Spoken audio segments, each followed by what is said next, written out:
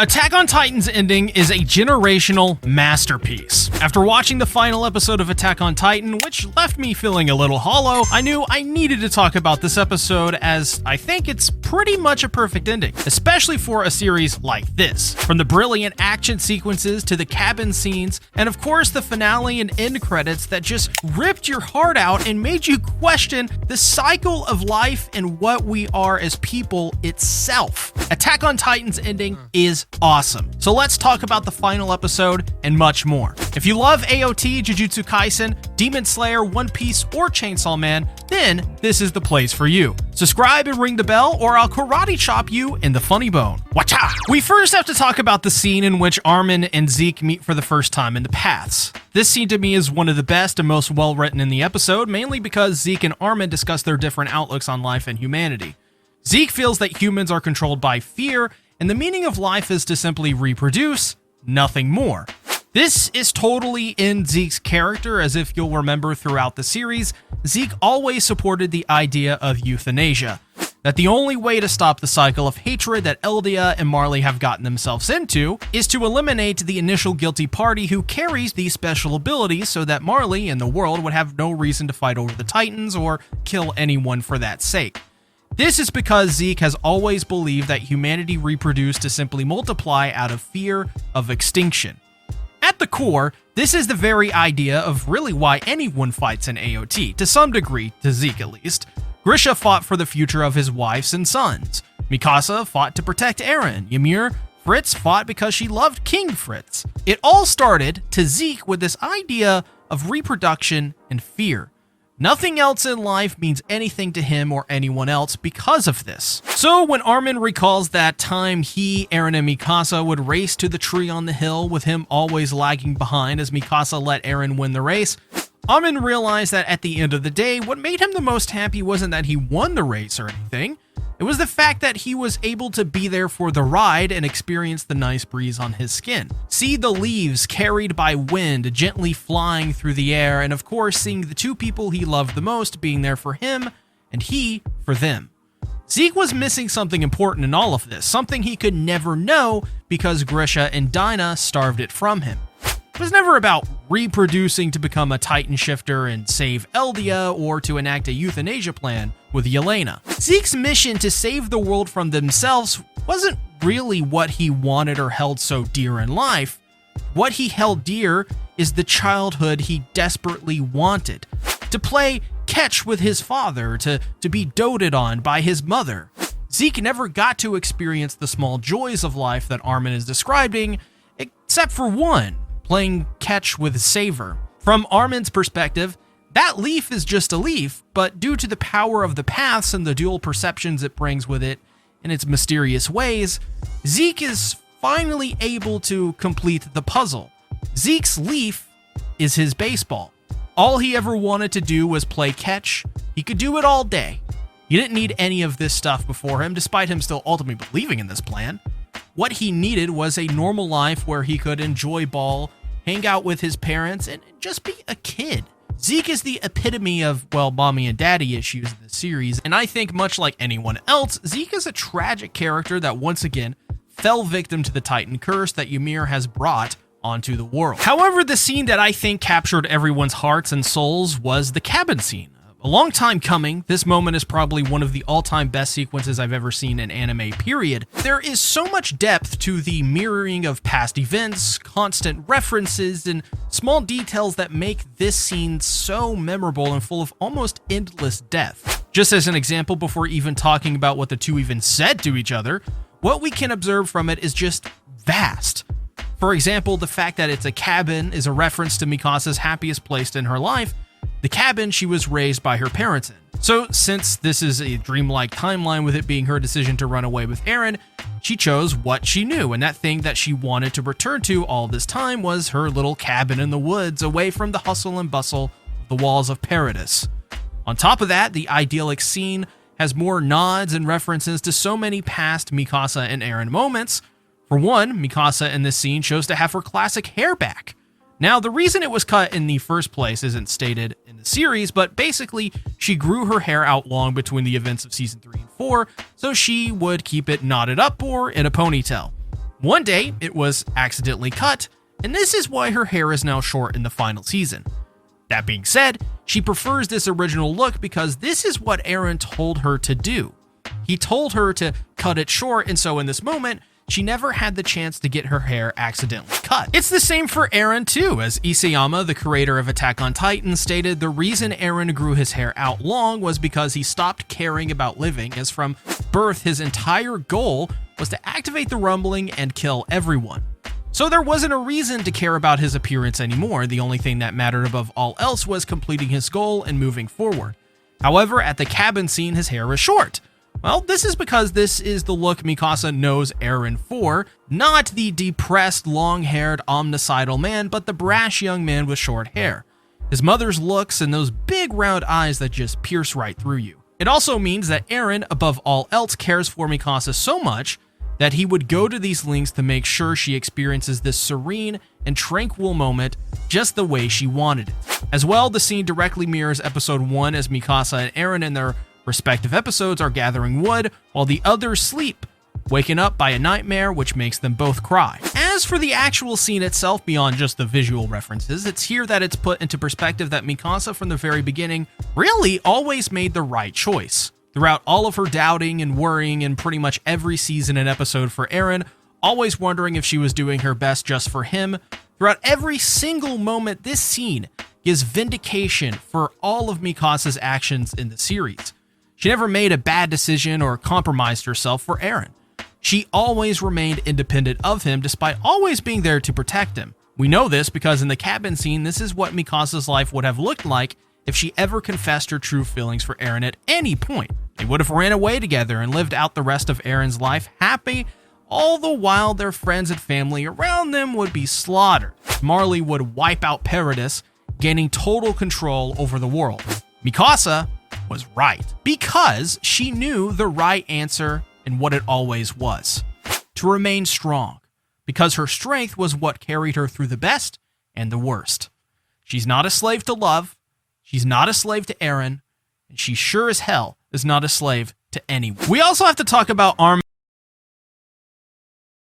Whenever people talk about zombie apocalypse survival scenarios, you get some people who have a very concrete plan of action, some people who'd say that they'd probably just give up, and some people who ask, what kind of zombies are we talking about here? Are we talking about The Walking Dead, where it kind of seems impossible to die if you're the slightest bit in shape and have any kind of weapon at all? Because that's a scenario that everybody wants, but when the conversation turns to no, it's zombies from World War Z, everybody basically falls under the category of, yeah, I'd just give up. Zombies have been around for a long time, the undead rising from their graves, toppling society and making the world a post-apocalyptic wasteland. Surviving from not only the undead, but the people in the world who are now just as twisted and cruel as the monsters roaming the earth, blurring the lines of villain and hero until you're forced to realize, we are the Walking Dead.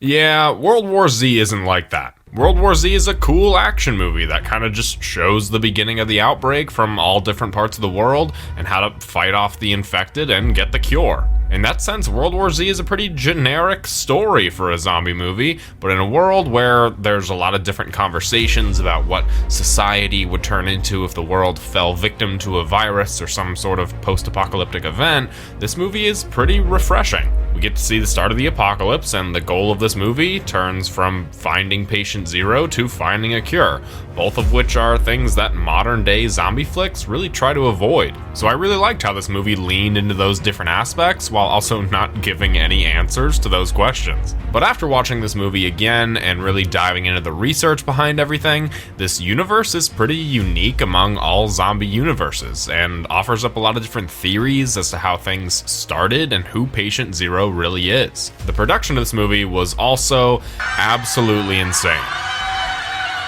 So I'm going to go over those things and also some other stuff, but I'll recap the movie first so that we're all on the same page. If you want to skip that portion of the video because you just recently watched the movie, then go right ahead. But let's grab some weapons, put on a nice pair of running shoes, and get some sort of deadly virus in order to survive the land of World War Z.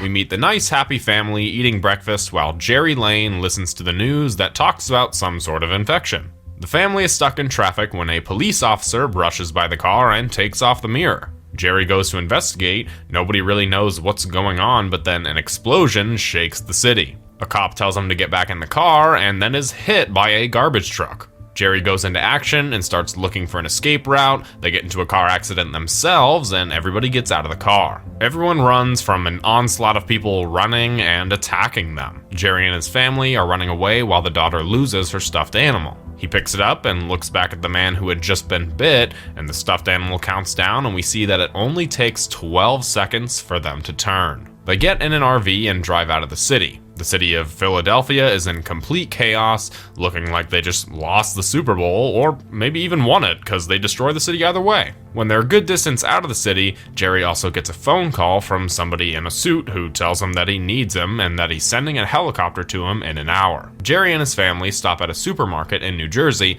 and have to spend what looks to be a typical Sunday afternoon shopping for groceries. The looting and rioting have already began, and the law has no effect anymore. They get out of the store and notice that their van has been stolen. So they go to some nearby apartment buildings, Jerry on the phone with the man in the suit who says that he can't get them out tonight, but he'll get them out first thing in the morning by helicopter. He fights his way into the building and seals it off as best as he can before they start heading up to the roof. The infected break their way into the building, and the family gets cornered until Jerry opens up a new lane for them. They stumble upon another family that lets them inside. The family helps them with some food and beer while Jerry listens to the radio, where it talks about the virus that has been spread across the entire state of New Jersey, but in reality, it's everywhere. The next morning, Jerry is talking with the family that took them in, saying that he used to work in very dangerous places and movement is key, but they decline and stay put. Jerry then levels up his character to level 2 with a duct tape bayonet and magazine forearm protectors. Jerry and his family leave and make their way to the roof, Jerry fighting the onslaught of zombies as they continue upwards. Inside the family home, the wife says that they should have left with them, and they are proven correct when they immediately get some unwanted visitors. Jerry is cornered and saved by the young boy, but he gets infected blood in his mouth, so he counts to 12, but nothing happens. The helicopter approaches, and Jack Shephard gives Jerry enough time to get in the helicopter and escape. The helicopter takes them to a ship in the middle of the ocean, where Jerry meets with the man who he's been on the phone with the whole time. The man tells Jerry that the president is dead, and this is widespread, that it's spread through airlines. They listen to a doctor who talks about finding the origin of the virus so that way he can reverse engineer a cure. A colonel comes up to Jerry and gives him a mission to help Dr. Fastbach find the cure, but Jerry denies. The colonel says, "Alright, that's fine, but I'm gonna kick you and your family off the boat." Yeah, I'm in. Jerry says goodbye to his family, gives his wife a radio to contact him, and levels up once again, getting the radio and a cool new scarf. On the ship, all the civilians are being relocated, but Jerry's family stays, much to the disgruntlement of the soldiers who think that there's already too many people on the ship. The plane lands in the pouring rain of South Korea, and they look out for any infected. They get attacked, and Dr. Nussbaum gets spooked and accidentally offs himself. Oh, that's that Nussbaum sense of humor that we've heard so much about. They meet another group of soldiers, and they all fight to get inside. Jerry learns more about the infected, they're drawn to noise, they die from headshots, and everybody asks Jerry about how their hometown is doing, and Jerry says that he doesn't think anywhere is doing that well. So Jerry puts on his detective hat and learns about the first case that they ever heard about, a case that had the word zombie attached to it. But it doesn't get them any closer to the origin of it at all. Jerry then talks to a man behind bars who's ex-CIA but was caught selling weapons to North Korea. He says that North Korea and Israel are the only ones who have successfully fought off the virus. North Korea is because they pulled the teeth of all their citizens, and Israel is because they sealed off the country days before the virus spread. The convict says that there's a man there that could help them actually cure this thing because he saw the whole predicament coming in the first place. So Jerry leads a team to get back to the plane to head to Israel, leveling up once again, and this time he gets a cool new bike. And of course, it's also this time that Jerry's wife decides to call him and set off the zombies to come and have their dinner. They start fighting the undead, and Jerry immediately gets his new ability taken from him. His new ally also got bit in the process, but doesn't let himself turn into one of the Zeeks, as they call them. They get off the runway and into the air. Jerry talks with his wife, saying that the last time she called, it was pretty bad timing, and he's heading to Jerusalem. Jerry stops talking when a nuke explodes nearby, and it cuts off their communication. They land in Israel and head into the city, where everything seems perfectly normal. Jerry talks with the man who the ex-CIA operative sent him to. He explains that he was prepared for the threat because they intercepted an Indian call that talked about the undead. He says that many people can't believe what's going on until something actually happens, so he investigated this outbreak himself, but also says that there's too many possible sources, so nobody knows where it came from. He then shows Jerry the walls of the city and how they're letting people in, because each person they let in is one less zombie to fight. Jerry says that he has to find Patient Zero, and if he goes to India, where should he start? The man says to forget about Patient Zero, the best thing that you can do is run. The civilians start singing into the microphone, and this angers the zombies outside the wall, which in turn gives us the most iconic moment from this movie, the zombies piling themselves up like ants in order to get over the wall. The city turns to chaos in a matter of seconds, and Jerry runs to escape. He notices a man that the zombies completely leave alone, narrowly escaping everything that goes wrong as the zombies continue making their way through the streets. Jerry looks on again as a young boy doesn't get noticed by a single zombie, even as a whole horde passes him by. One of the soldiers that's helping Jerry gets bit, and Jerry immediately chops off the hand, counting to himself to see if she turns, but she doesn't. A helicopter comes to pick them up, but the horde makes their escape impossible, so they continue running. The plane that Jerry came from takes off,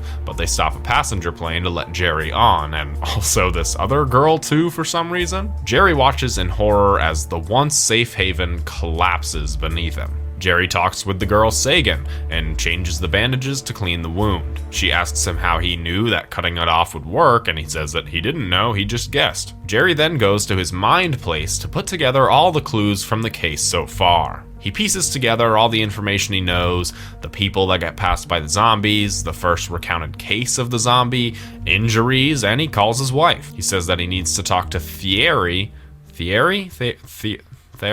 He says he needs to talk to Terry because he needs to get to a medical center like the CDC. And then Terry instructs the pilots on where to go from there. They set the destination to Cardiff Airport in Wales. And when they're on their final approach, apparently there was a zombie on board the whole time, and now half the plane is infected. They try to cover the entrance to the other side of the plane, but some genius gets them all discovered, and this is where Jerry levels up again, using a cool bag to fight off the infected, and he also gets a grenade. That one will definitely come in handy. I'm not too sure about using it on the plane. That just seems like it would be oh, okay, never mind. He uses it right away.